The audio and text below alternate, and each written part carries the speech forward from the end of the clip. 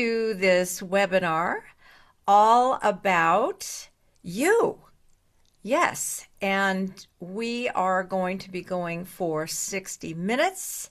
And I want to tell you, I want everybody please put your, in the chat, put where you're from. Oh, good. Here they are coming in. Thank you. Thank you. Yes, and while you're doing that, it looks like we might have a few more coming in. I want to start us off with getting to know you. I'd like to know, just kind of like an ad hoc poll, in the chat, put down a number. If you feel you are basically an introvert, put in a number 1. Put that. If you think you're an extrovert, put the 2. And if you think, oh, I think I'm an ambivert, a little of both, put that number 3 in the chat. Okay, we have numbers coming in. Yes, yes, yes. Okay, good. It looks like what I suspected. Yes, yes, yes. We've got one person put 32. All right. Well, I'm not sure what that means, but I expect that if you are an extrovert, you were not necessarily attracted to this webinar, because although I certainly do counsel with people who are all out there all the time, we are talking tonight about you soft-spoken people who identify as either introverts or ambiverts. And that's who you are, and that is why I have opened up this program to you. Now, ambiverts, let me tell you what I think. I define an ambivert is a person who thinks fast but hesitates, and that we're gonna address that in this webinar. A shy or introverted person, the way I define it, is that you don't have to be silent. You just need a different entry point, if that makes sense. And we're going to get back to that. All right? Okay, I see your comments coming in. And put a yes in the chat or a Y if you find that when you're in social situations, it leaves you feeling, well, I want to use the word drained, and that you require some time to recharge. It's not just a nice to have thing, it's a need to have. If that's you, put a yes. Okay, yes, yes. Yeah, I suspected. Okay, just want to make sure we're on the same page here. Lots of yeses in the chat. All right, put a Y or a yes in the chat if you like to observe what's going on in the room before you jump in and say something. In other words, you need to feel safe, right? Psychologically safe. All right. Okay, good. I see we're in tune there. Let me ask you another question. Are you sometimes worried that you'll say the wrong thing?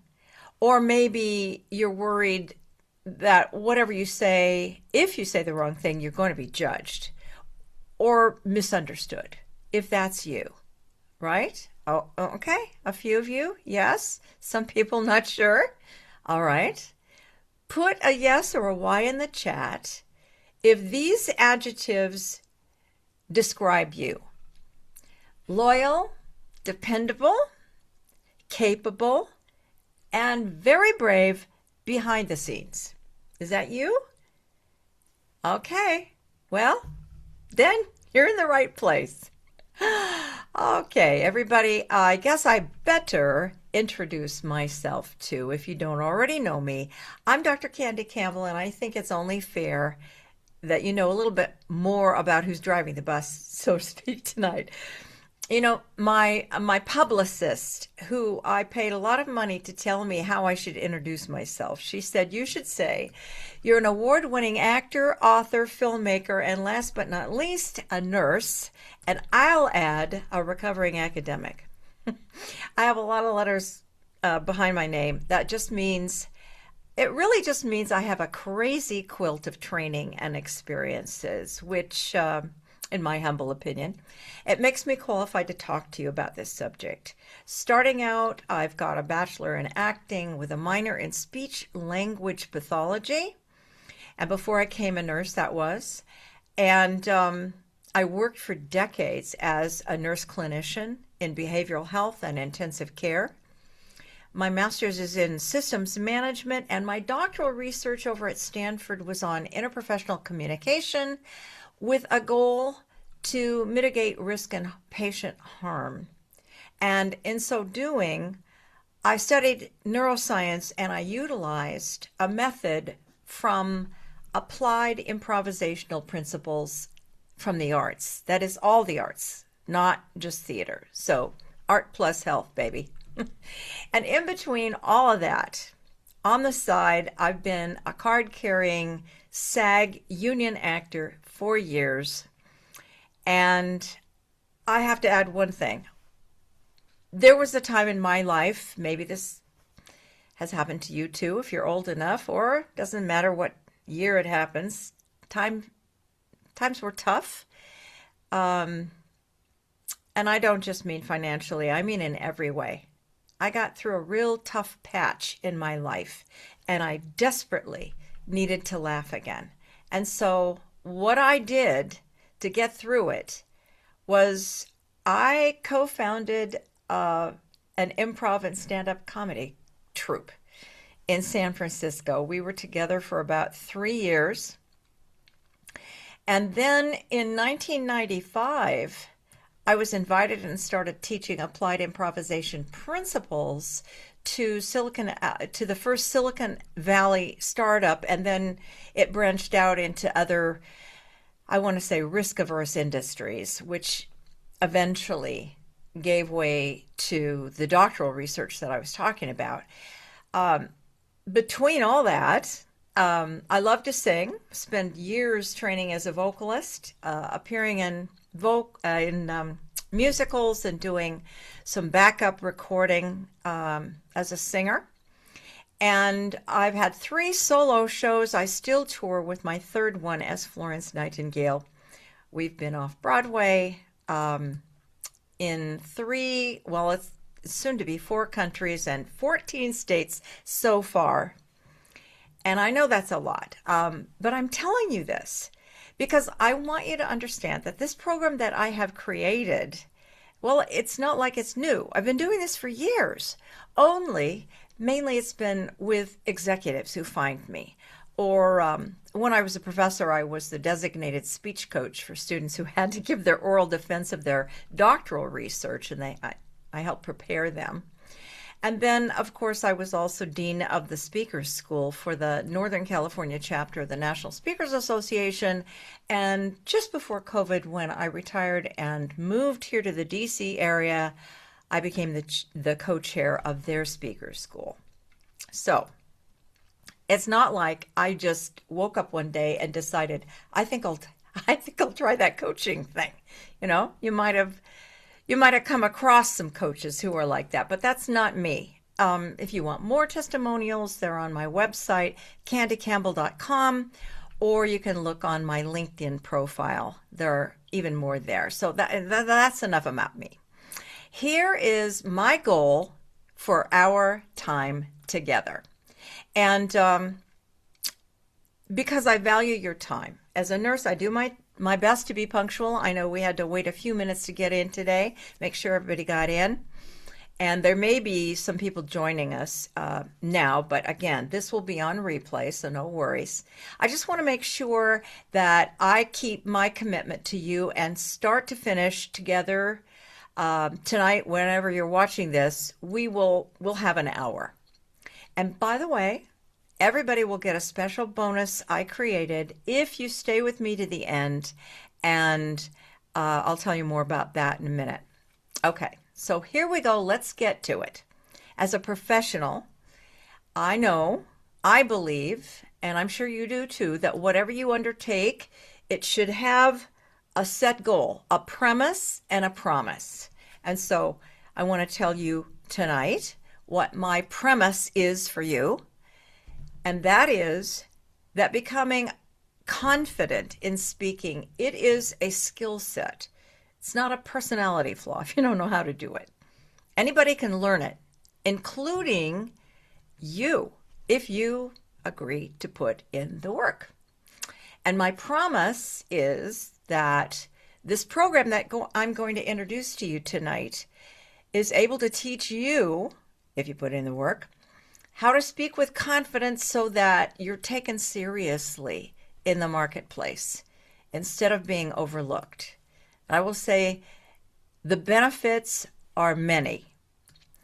And if that sounds good, if you agree, put the word good in the chat.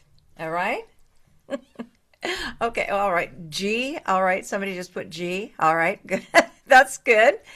And based on the premise and the promise, and at the end of our time together, I'll tell you how you can earn a special grant for this newer program. Okay, let's begin. Let's start with an exercise. I call it Tell Me the Words. So in the chat, put one word or phrase that describes how you feel when, let's say the first one is when you have a relevant thought and you want to add it to a discussion, but you clam up and you don't say anything. What's the word, the first word that comes to mind? Okay, frustrated. Yeah. And bad. All right. Well, all right. There's a few. There's more though. And if you want, you can wait to the end. I don't know. Well, just keep them coming. Keep the chats coming. Here's another one. When you're in a meeting and someone else says exactly what you were thinking, how does that make you feel? Right? Okay. Again, kicking myself. Okay. When you're in a meeting and somebody else says what you told them you were thinking, and then they get the credit for it, how does that make you feel? Okay, I see angry, like you want to kick yourself. Okay. How about this one? You spoke up, but after you spoke up, you wish you said something else. Give me a word in the comment. All right, kicking again. Kicking. Okay, well, I can hear your frustrations, I'm going to ask, is that, for some people, it might be mildly triggering just to hear about that stuff? Does it make you angry just to remember all those times? Well, I have to tell you, those kind of comments are the exact reason that I created this program. It reminds me that I was like that. Really, I was, for such a long time. I know people say, oh, you're a professional speaker and an actor. How could that be? Well, I was. It would, depending upon where I was, in my journey. And depending upon if I felt it was safe to speak up. And some places it is not psychologically safe for you to speak up. You might be afraid for a number of reasons. So just for right now, let's just focus on where you work. Tell me in the chat why, in the past, you have not felt that it was always safe to speak up at work. What were the reasons? Okay, it's complicated. Okay. Labeling. I don't want to be a snitch. Okay. Gossip. All right. Crime. Oh, okay. Recrimination is what you meant to say. Okay. Don't want to throw my buddy under the bus. Okay, those are good. Those are good. Well, let me just say, talking about what keeps us from speaking up. For me, it started a long, long time ago when I was a kid. I was shy. And I think I was shy because I started off in life as the youngest, the third, but my two older brothers were a lot older than me, like a decade. And as it turned out, when my parents were away, they were let to babysit me. And you know what that meant sometimes? It meant that I was evidently a little brat and they'd just lock me in my room, or sometimes it meant being locked in a broom closet, keep me out of the way. And then, of course, when I got let out, they threatened me if I told. So I was pretty shy.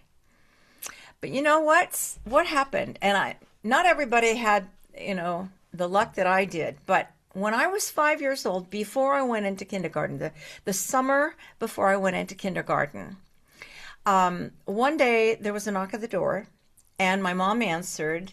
And I remember, always clinging to my mom. There was a lady. To me, she was a lady. She was a teenager. Evidently, she was going to be a senior in high school. She lived 2 blocks away. Her name was Dorothy. She knocked on the door, and she said that she was in some club, and it was called Junior League. I think it still exists. And she was going for some certificate. It's for to teach entrepreneurism, I guess. And she said that for her senior project, she was going to, this summer, create a school of etiquette for 4 to 6 year olds in our neighborhood. And she went around and gathered up several of us. There was like a half a dozen of us. And 3 days a week for 2 hours, myself and my little neighbor kids learned how to sit properly at a table, what fork to use, how to drink tea and sort of, put a little pinky in the air. And she said, she told my mom, make sure she brings her favorite doll. And she was so clever. What she did is she had us, we took turns being in the front of the room. We were in her parents' garage that she had cleaned and put these little chairs, these little teeny chairs in a row. And when it was our turn, we came to the front, and she said we would hold our dolls up, and she taught us how to teach our dolls how to tell a story in front of an audience. Clever, yeah. So aside from learning how to tell my doll how to tell a story, making sure that she got it right, we also learned how to take a bow, how to curtsy like a lady, how to respond politely as an audience, and one of the most fun things, how to give a rousing standing ovation. Well, I want to tell you, it didn't change me overnight, but it gave me a newfound confidence. And in terms of bullying with my brother, I will just say speaking up was easier. And my parents took away my brother's ability to babysit after I got the nerve to actually tell them what had been going on. Now, my question to you, and you can put this in the chat, have you ever been bullied? Well, there's a few of you. Say yes. Okay. Well, I'm sorry for that, let me say, I'm not a therapist, but I've done a lot of counseling myself, and I've been a counselor to many, many people. I won't say thousands, but in my years, I'm not young. I have been counseling a lot of people, especially nursing students and executives.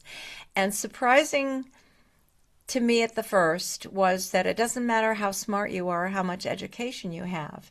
If you have a background that was troubled in some way, and I guess nobody escapes, without some sort of bullying sometimes, it weighs on you. So, but things got better. Okay, so I want you, and going more into my story, moving on, scrolling ahead to high school. I've always liked to make people laugh, and so I got to be on the speech team because I was good at the fun stuff, interpretive reading, comedy writing, the after dinner speeches, things like that. But oh my goodness, my senior year, I got into trouble because I was told that I had to learn to debate. And that really triggered me. I don't know if anybody else, but I just did not want to do it. I was bad at it. I would say that it seemed to me like too much arguing, and that was images of my family growing up, and that happened a lot. And I knew, I didn't know, but now I know that I was just avoiding conflict. And it was kind of a theme. And that's a theme that in my coaching clients, I have seen come up time and time again. Those of us who are avoiding conflict. Well, so let me ask you, anybody else here try to avoid conflict at all costs? Yeah, okay. Yeah. Yeah, don't want to talk about it. Okay. All right. But then here's the fun thing. I had a terrific speech coach in high school. And she said, okay, if you don't like conflict, that actually makes you the kind of person who should know how to handle it well. I didn't want to hear that, but I knew that it was true because here's the thing. Disagreement, I mean, come on, it happens in life over and over, personally and professionally. It's just a part of life. It's in school and work and your relationships, but escalating conflict, that's a choice. Those are behaviors that people get into. And the difference, I believe, between escalating conflict and just disagreeing, there's a skill involved. I think these days it seems like more and more ever since COVID, and there's a whole science behind what happens. But let me ask you, have you noticed that a lot of people just seem to have two settings? They either avoid conflict or they totally explode and maybe even cancel you, right? Okay, so you might ask, what's that got to do with this? Well, I think it has a lot to do with it. This program, what we're gonna be doing in this program is working on building a third option that you could use. That you can use to stay steady, I guess. That is to say what you mean and disagree without things having to be ugly. It's not, in other words, if you feel that you're a shyer, soft-spoken person, it's not about learning how to get in somebody's face and shout or be loud. No. It's about taking your time and being clear, getting things set in your mind. And here's why this matters, is a lot of times people don't tell you about this. When you get into an argument, when you disagree, clearly, one of two things usually happens. Either you stay quiet when something actually matters, or it comes out kind of sideways, either in frustration, maybe sarcasm, cynicism, or anger. But neither one of them works to get you heard and respected. And neither of those answers keep things from getting ugly and escalating. But when you can say to yourself or to the other person, I see things differently, and here's why, in a a grounded, calmer way, you have the ability to change the temperature of the whole interaction. You give them something to respond to instead of something to react to. And that is how we'll be doing some practicing to prevent small disagreement from turning into bigger problems. And honestly, I think this is one of the best parts of this program because it's the kind of skill that most people never develop. And it's also very helpful, I would say a necessary skill, if you're a podcast host or a guest, or you're interviewing people for any reason, if you're a manager or whatever you're doing. Maybe you're married. So it's not really about turning you into a debater or anything like that, although I suppose you could if you learn how to do this. I don't expect you're going to start love arguing. No, but it's really about a way to give you to stand your ground and to respect other people who are standing their ground and to keep things from getting out of hand. Getting out of control is something that nobody feels good about, I think, except for wackos. We don't be a wacko. You just need to know how to handle conflict when it shows up anyway, because it's gonna do that. We live in a fallen world. It's gonna do that. So we'll work on that. Now, about the actual program, I want to talk to you a little bit about that. I call it the RISE, the RISE Performance Communication Model. And it is based on the work that I've done for years, as I mentioned, including the neuroscience that I delved into for my doctoral research. Because as it turns out, there are many ways that our brain protects us from the threat of fear. Maybe you've heard of it. When you're afraid, the corticosteroids flood your brain, and the result is fight, flight, or fear. And fight, flight, or fear meaning freeze. And when you freeze or run away or just clam up, it's because your body is responding to those hormones that are meant to protect you. Well, the good news is we can diffuse the patterns, I like to say. They're patterns that we get into, and we address those in my program.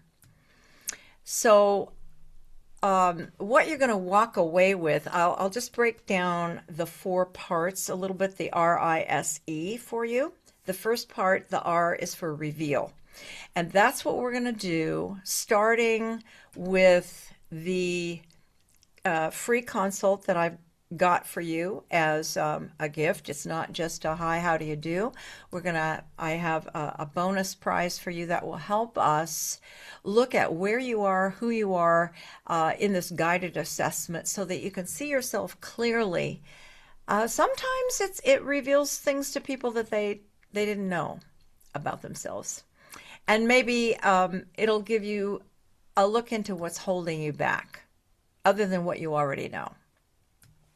We're going to define clear, meaningful goals for how you're going to show up, how you want to show up, and measurable goals, I'll say. We'll do that with a lot of different methods in the program.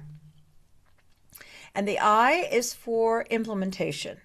That is when, after I create a custom program, part of the program for you, we're going to begin communicating together with intention, not hesitation. You will have activities after each session, and you'll bring the results of those activities. We'll rehearse. This is not role play per se. It's not scripted. It's the work gives you the ability to adapt and speak spontaneously. And it's a lot of fun. I think you're going to like it. So you will have that personalized strategy, and that will be a help to strengthen your voice, and I like to call it strengthen your agility of speaking. And speaking of strengthen, that's the S in RISE. The practice that we'll do, well, you know the old joke of how do you get to Carnegie Hall? Practice, practice, practice. There is a lot of practice in what we're doing because, as I mentioned, each time you're going to have activities, and you'll be able to stay clear and composed, and we will practice you being under pressure so that you will know how to react calmly and clearly. And then towards the end, the 12th week, I expect you'll be able to emerge and show up as somebody who's seen and heard and taken seriously. We have a lot of research on what happens when people are coached with the results and the outcomes, meaning not just feeling good and feeling like you can take on your own, but in terms of your worth and in terms of your work situation, people get promoted more easily, and there are a lot of success stories. There are a lot of those, and you can look at the testimonials. And I know some of you might be thinking, I don't know if this is for me. I'm just not really a natural speaker, but not a professional speaker anyway. But you don't have to be. That's the whole point of this. This speaking confidently, it's a trained skill, and it's not just a personality trait. And I want you to get the training so that you can speak naturally and spontaneously without fear. I think that's a pretty good goal, right? All right, put a good in the chat if you think that's a good goal. Okay. Well, maybe some of you have been thinking, well, I tried to work on confidence before. It just didn't work. But again, it's not the kind of thing where you just pull yourself up by your bootstraps. You just decide, that's it, I'm going to be more confident. No, it doesn't work that way. Whatever you do, whether you play sports or maybe you dance or you're like me and you're a singer, it's something you work on all the time. And anybody who's ever done anything well, even if you're in school or professional and you have to relicense yourself, you have to re-educate yourself for your license, there's always people you go to help you learn. And that's what this is about. I know somebody might be saying, I don't like that idea of feeling fake or being like I'm talking with a script. But people, remember, nobody wakes up in the morning with a script next to their bed.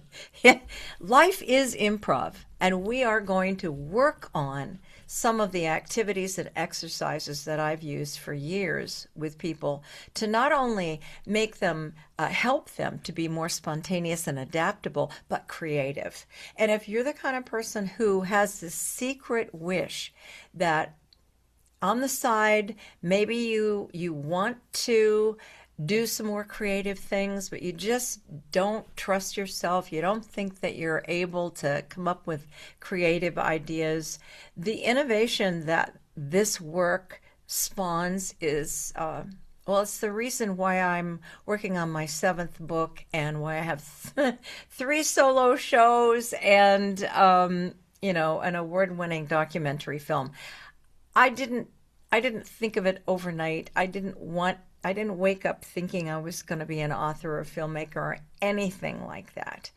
But slowly but slowly, with the coaching and the encouragement that I got, I was able to do that.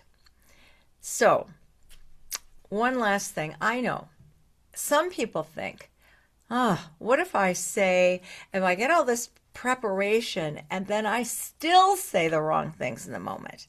I've done that before. I go in knowing what I want to say, and then it just goes out of my head. Trust the process.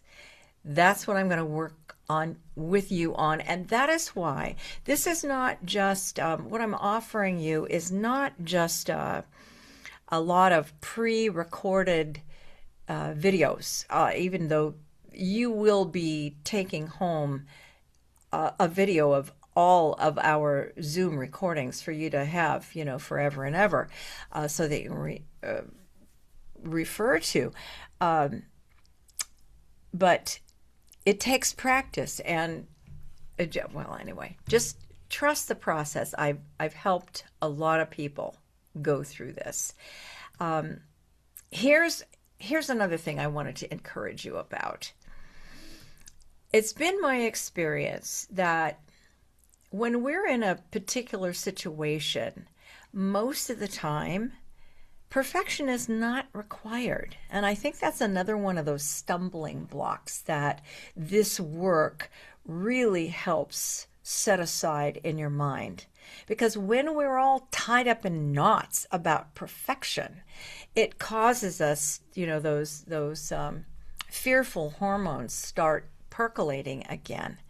And the exercises are going to help you crash that barrier, and you'll be able to speak with clear, grounded response. Again, not perfect, not a script, but we're going to work on it, okay, together.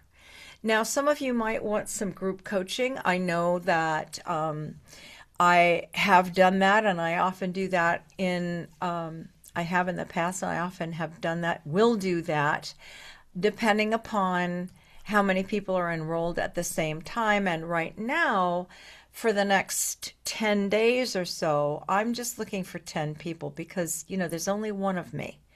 There's only one of me. I'm still intermittently touring with my show. But I'm dedicated to helping you do more.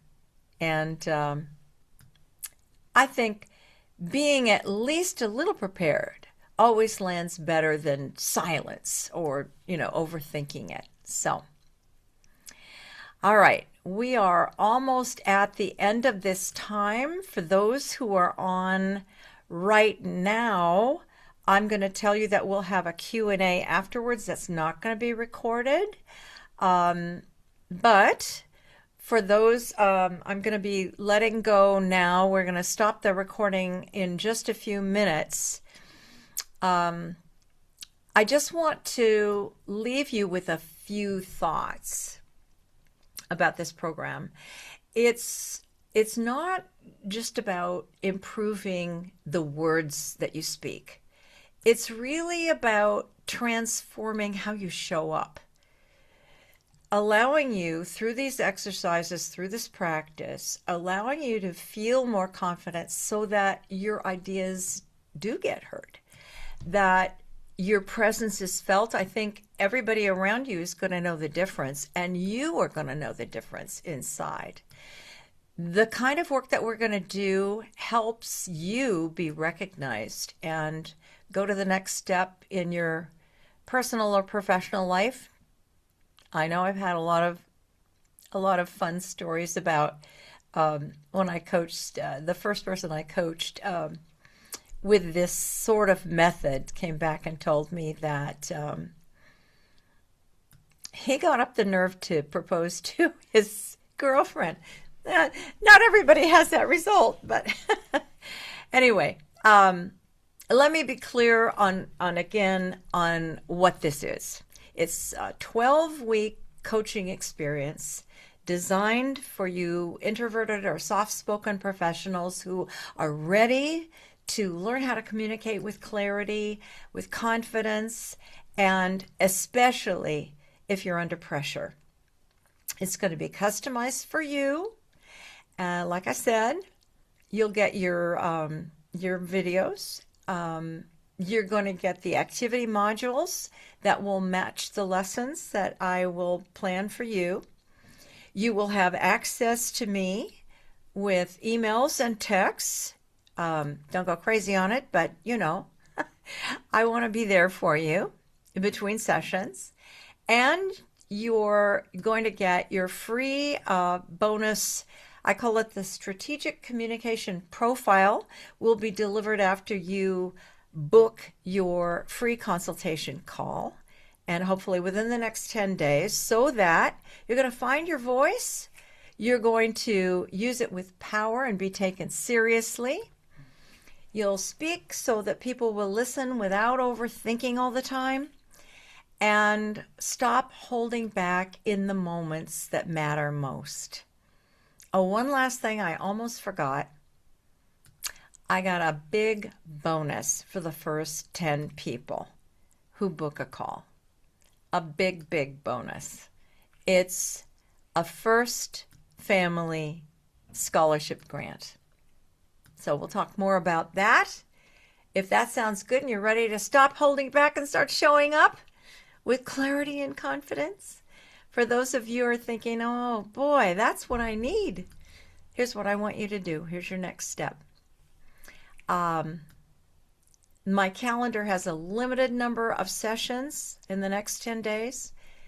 If we'll map it out, like I said, and the first 5 people who book a complimentary Pain to Powerful Voice Strategy call will qualify for the first family grants. They're usually only available for the next 48 hours, but I know this is towards the start of a weekend, and I do my best not to work on the weekend. I know I had to work weekends for years and years, but right now I try to keep the Sabbath. And anyway, if you can find a spot on the calendar, I see it's pretty full already, but if you can find a spot by next week, let's say on Wednesday, maybe even Thursday, if it fills up fast, you'll still qualify for the grant. So go ahead and you're going to go to PVL